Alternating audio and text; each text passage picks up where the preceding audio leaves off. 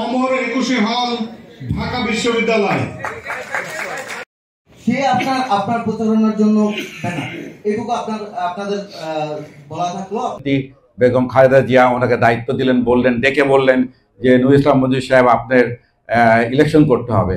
আব্বা বললাম আমি শারীরিকভাবে অত সুস্থ না। উনি বললেন যে না, আপনার এই নেসারাবাদ থানা এখানে অনেক শক্তিশালী সংগঠন আছে, আপনি ইনশাল্লাহ নির্বাচন করেন। যার ফলে উনি নির্বাচনে করলেন।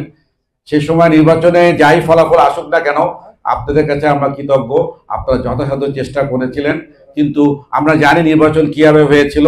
সে নির্বাচনে আমরা জয়লাভ করতে পারি নাই, কিন্তু আপনাদের এই যে সহযোগিতা আমরা এই জন্য আজীবন মনে রাখবো।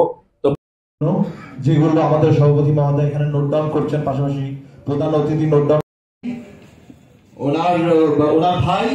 এবং গত মাসে আমাদের থানায় সম্মেলন হয়েছে এবং আমি বিনা প্রতিদ্বন্দ্বিতায় আপনাদের দোয়ায় সভাপতি নির্বাচিত হয়েছে।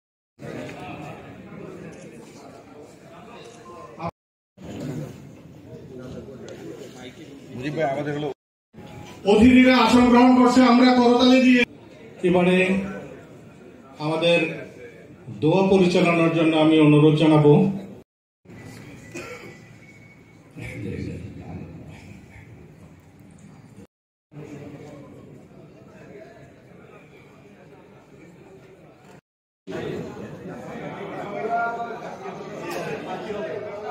তো আমার বাবা জেলে ছিলেন, জেলে থাকা অবস্থায় উনি অসুস্থ হলেন। তারপর যখন বের হলেন, তারপরে আমাদের দেশনেত্রী বেগম খালেদা জিয়া ওনাকে দায়িত্ব দিলেন, ডেকে বললেন যে নুরুল ইসলাম মঞ্জু সাহেব আপনার ইলেকশন করতে হবে।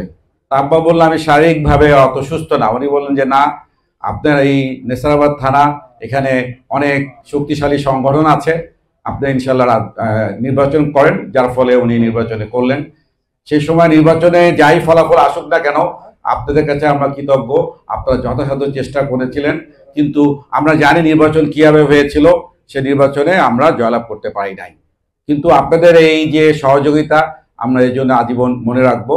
তো পরবর্তীতে আবার কি জনগণকে বোঝাতে হবে যে এই 31 দফা আমাদের দেশের জন্য অত্যন্ত গুরুত্বপূর্ণ জিনিস। এই 31 দফার মধ্যে প্রতিটি সেক্টরের ব্যাপারে কথা বলা হয়েছে, প্রতিটি বিষয় আলোকপাত করা হয়েছে এবং এর মাধ্যমে আমরা বাংলাদেশে পরিবর্তন আনতে পারবো। পরিবর্তন আনতে হলে 31 দফার মাধ্যমে ইনশাল্লাহ আসবে। জুলুম বিভিন্ন হামলা মামলার শিকার হয়েছি আমরা, তারপরেও কোনো আপোষ করিনি। আমাদের কাঙ্ক্ষিত লক্ষ্যে পুষতে সক্ষম হয়েছি এবং শেখ হাসিনাকে এই দেশ থেকে তাড়াতে সক্ষম হয়েছি। এখানে আমি বিশ্বাস করি, আমি আমার অবস্থান থেকে যে কে নমিনেশন পাবে আর কে পাবে না সেটা আমার বা বাংলাদেশ জাতীয় দল স্বরূপকারী পৌর শাখার সভাপতির দায়িত্ব নয়। কে নমিনেশন পাবে সেটা আমার চেয়ারম্যান, অ্যাক্টিং চেয়ারম্যান জনাব তারেক রহমান সিদ্ধান্ত নেবে। কিন্তু এই যে দলকে সুসংগঠিত করার জন্য যে আজকের যে এই আয়োজন, সেই আয়োজন যে আজকে আহমদ সোহেল মঞ্জু আহ্বান করেছে এবং আমাকে নিয়ে এই যে আয়োজনটা করেছে, আমি বলতে চাই এখানে যারাই নমিনেশন প্রত্যাশী তারা এরকম উদ্যোগ নেবেন। ইনশাল্লাহ আমরা আমার পক্ষ থেকে এবং আমার সংগঠনের পক্ষ থেকে বাংলাদেশ জাতীয় দল স্বরূপকারী পৌর শাখা এবং এখানে নেসারাবাদ উপজেলারও অনেক দায়িত্বশীল লোক আছে, আমরা মিলে আপনাদের প্রোগ্রাম সফল করে দেব। এখানে অন্য কিছু ভাবার কোনো কারণ নাই।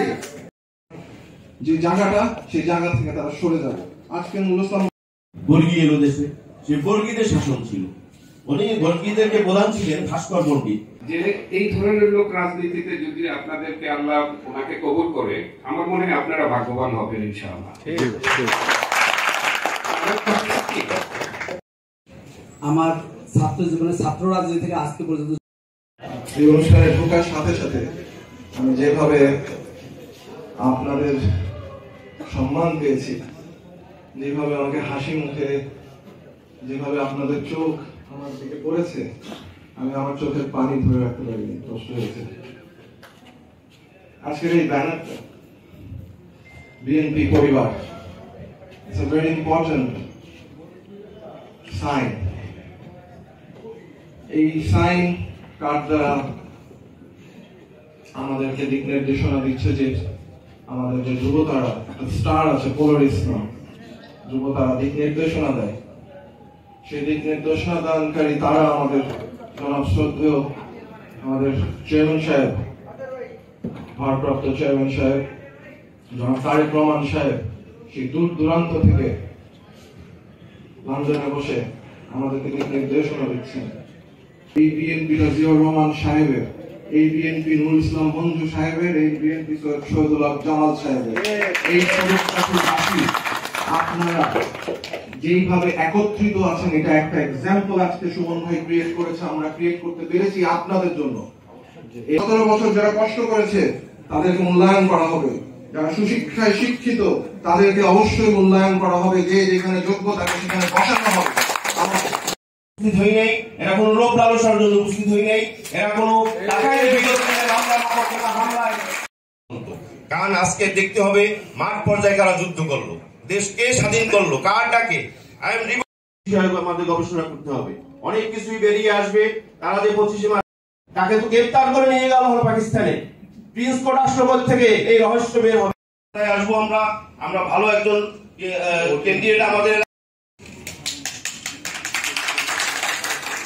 মনে রাখছি।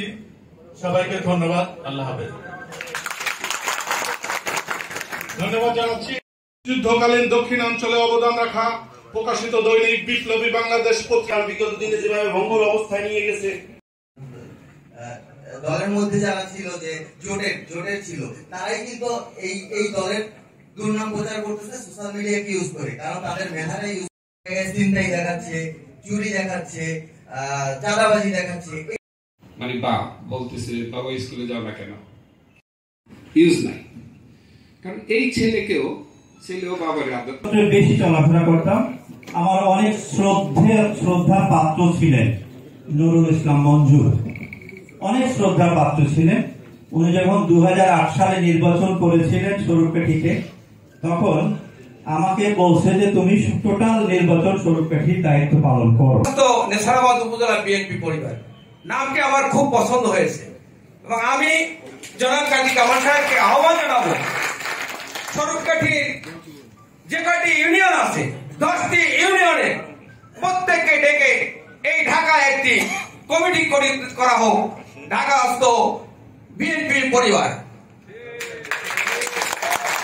বন্ধুরা, আজকের এই সভায় উপস্থিত, আজকের সভার প্রধান অতিথি আমাদের অত্যন্ত শ্রদ্ধাভাজন দক্ষিণ বাংলার কৃতি সন্তান, দক্ষিণ বাংলার মাটি ও মানুষের নেতা, বীর মুক্তিযোদ্ধা, যিনি তৎকালীন সময়ে বিভিন্ন সেক্টরে বিভিন্ন সময়ে অংশগ্রহণ করেছেন যুদ্ধে প্রত্যক্ষভাবে, এবং শ্যাঙ্গলের সাথে যার সম্পৃক্ততা ছিল আপনারা ইতিপূর্বেই শুনেছেন যে উনি শ্যাঙ্গলের ওনার নানা বাড়ি, তারই সুযোগ্য সন্তান জনাব আহমেদ কাজী সোহেল মঞ্জু সাহেব আমাদের মাঝে উপস্থিত আছেন প্রধান অতিথি হিসাবে। তাই শ্যাঙ্গলবাসীর পক্ষ থেকে তথা সমুদ্রঘাট ইউনিয়ন তথা নেসারাবাদ উপজেলার পক্ষ থেকে আমি তাকে আন্তরিক শুভেচ্ছা অভিনন্দন জানাচ্ছি। সাথে সাথে আশ্বস্ত করছি, যদি জাতীয়তাবাদী দল থেকে ওনাকে নমিনেশন দেওয়া হয়, বিপুল ভোটের মাধ্যমে নেসারাবাদ উপজেলা থেকে ওনাকে বিজয়ী করা হবে।